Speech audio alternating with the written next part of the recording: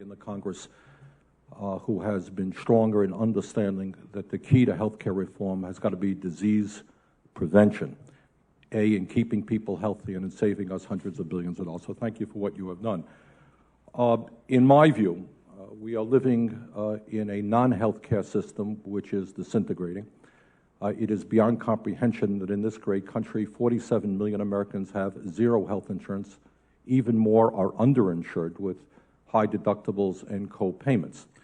And in the midst of that non-system, what is even worse, even in more dire circumstances, is the disastrous efforts that we make in terms of primary health care. Today we're looking at some 56 million Americans in medically underserved areas throughout this country who do not have access to a doctor, and in many cases to a dentist as well. And the issue of the crisis of primary health care is an issue that we as a nation must begin to address. There are approximately 20,000 Americans who die every single year because they can't find a doctor. And I've talked to physicians in the state of Vermont who, when people walk in, the doctor says, "Why didn't you come in 6 months ago when your condition was treatable? We can't treat you now." People die for that. And people say, "Well, I don't have any health insurance, I don't want charity, couldn't find a doctor, I thought it would get better." People are dying, people are becoming much sicker than they should be. And then the cost is that people end up in the emergency room. People end up in hospital because they do not have access to a doctor when they should have access to a doctor. So I think the issue of disease prevention and primary health care has got to be at the top of any list in terms of health care reform. Now, that's the bad news. Let me give you some good news. What we are doing that is, in fact, very, very good.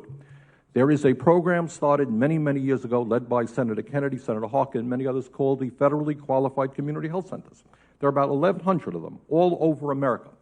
And what these centers do in an extremely cost-effective way is they say, if you have Medicaid, come in. You have Medicare, come on in. You have private insurance, come in. You have no health insurance, we're going to treat you on a sliding scale basis. You make $30,000 a year, maybe it costs you $10 to come in. The results have been enormously impressive. Widespread support for this program from conservatives, progressives, Republicans, Democrats, President Bush. So we have 1,100 of these centers. In my state, we went from 2 to 7 in the last 6 years with tremendous gains in terms of disease prevention.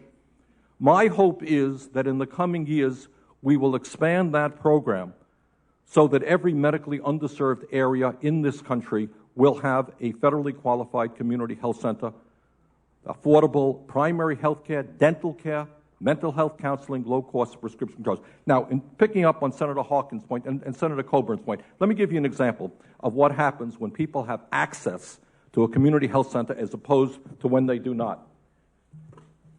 What community health centers stress is just the point that Senator Coburn made. We all know that. If people have physical activity, they're much more likely to stay healthy. Community health centers stress that point. The results are there to be seen. 63.7% of people who go to the health centers get information about physical activity as opposed to 39.4% of adults who don't. In terms of smoking, the idea that in my state, it breaks my heart to see young kids, girls now more than boys, who are smoking. When you go to a community health center, you are educated. A doctor sits down and talks to you about the stupidity of smoking and what it does for cancer, what it does for heart disease in general. The results are very, very clear.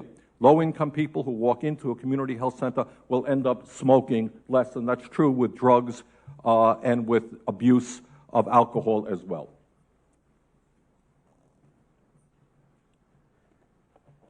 We have a real crisis among African-American women in terms of low-weight babies. Again, the results in that when people have a regular physician, they are treated on a regular basis, their prenatal care is much better, and the results in terms of not having a low-weight baby is much better with access to a community health center.